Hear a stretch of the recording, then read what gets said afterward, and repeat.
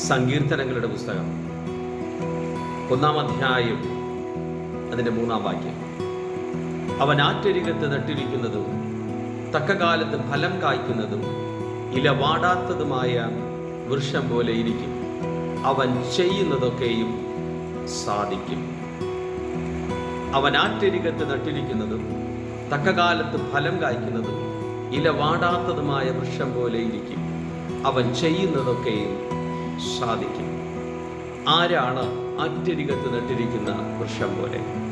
അതിൻ്റെ തൊട്ട് മുകൾ ഭാഗത്തിലെ വാക്യത്തിൽ ഇങ്ങനെ പറയുന്നു: യഹോവയുടെ ന്യായപ്രമാണം അനുസരിച്ച് രാപ്പകൽ ധ്യാനിച്ചിരിക്കുന്ന മനുഷ്യൻ ഭാഗ്യവാൻ എന്ന്.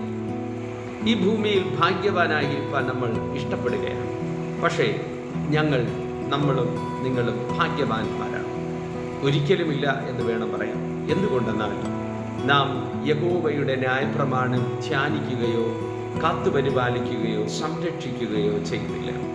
അങ്ങനെയെങ്കിൽ ഏത് വരണ്ട കാലാവസ്ഥയിലായിരുന്നാലും ആറ്റിനരികിൽ നിൽക്കുന്നതായ വൃക്ഷം എപ്പോഴും ഫലപുഷ്ടം നൽകുന്നതും ഫലം നൽകുന്നതും ഇല വാടാത്തതുമായ വൃക്ഷം പോലെ ഇരിക്കുന്നത് പോലെ ആ സർവശക്തനായിരിക്കുന്ന ക്രിസ്തുവിൻ്റെ വചനത്തിൽ ധ്യാനിച്ച് പ്രാർത്ഥിച്ച് രാപ്പകൽ നാം ഓരോരുത്തരും ആയിരിക്കുന്നുവെങ്കിൽ ഞാനും നിങ്ങളും ഭാഗ്യവാന്മാർ തന്നെയാണ്.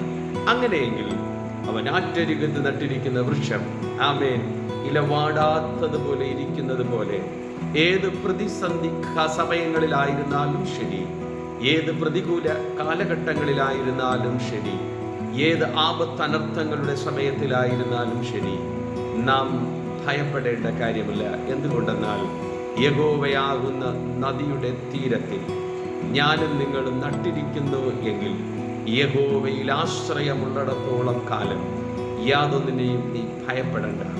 എന്തുകൊണ്ടെന്നാൽ സർവശക്തനായിരിക്കുന്ന ക്രിസ്തു എന്നെയും നിങ്ങളെ കാത്തുപരിപാലിക്കുന്ന മഹത്വത്തിൻ്റെ രാജാവായിരിക്കുന്ന ക്രിസ്തുവാകുന്നു. ആ ക്രിസ്തു നമ്മളെ ശക്തീകരിക്കട്ടെ. ആമേൻ.